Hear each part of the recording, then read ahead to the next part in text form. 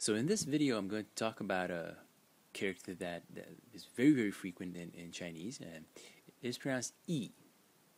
Yi in the fourth tone, pinyin yi, and the mark for the fourth tone. And its meaning is meaning. Meaning. And the second meaning, equally frequent, I would say, maybe a little bit less frequent than the meaning, is intention.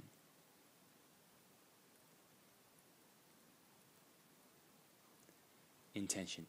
And it is this second meaning of this character that is going to help us understand the etymology of the character, because I believe that this is the first sort of original meaning of this character, or that was basically the meaning that the character was invented for. So this character is a semantic compound character, which means that, and it is, let me just show you the division of the elements in the character so that it's clear. It's separated into two parts like so, the top part and the bottom part.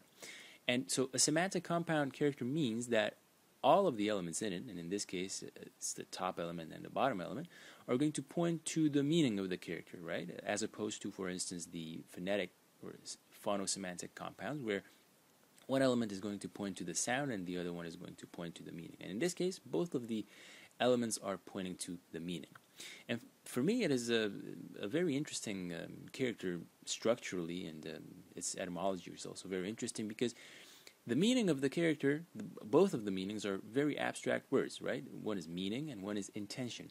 So I think that sort of whoever was responsible for creating this character, for this word intention, for the concept intention, had a pretty hard job when he was doing that, because he had to do it in a using very limited number of strokes, or a relatively limited number of strokes, and make it sort of clear enough for someone to at least remember, if not understand, if the person were to look at the character for the first time. So let me just try to explain to you what this character is all about. So the top part of the character, this thing that I'm highlighting in green, is pronounced yin, and in the first tone, and it means sound. Sound, right? So if you take this green part out and write it as a standalone character, it really is a standalone character, which means sound. And for instance, you can find it in the word 声音, which means sound, right? And the bottom part of the character, which is this one, is pronounced 心 in the first tone, and it means heart.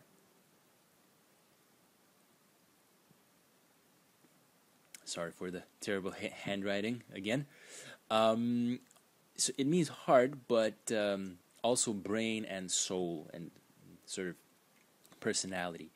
For Chinese, the concept of heart, brain, and personality and the soul, they sort of merge together, and they're all represented by this character, heart. So again, if you extract this bottom blue part of the character and write it as a standalone character, it really means heart or soul or something like that.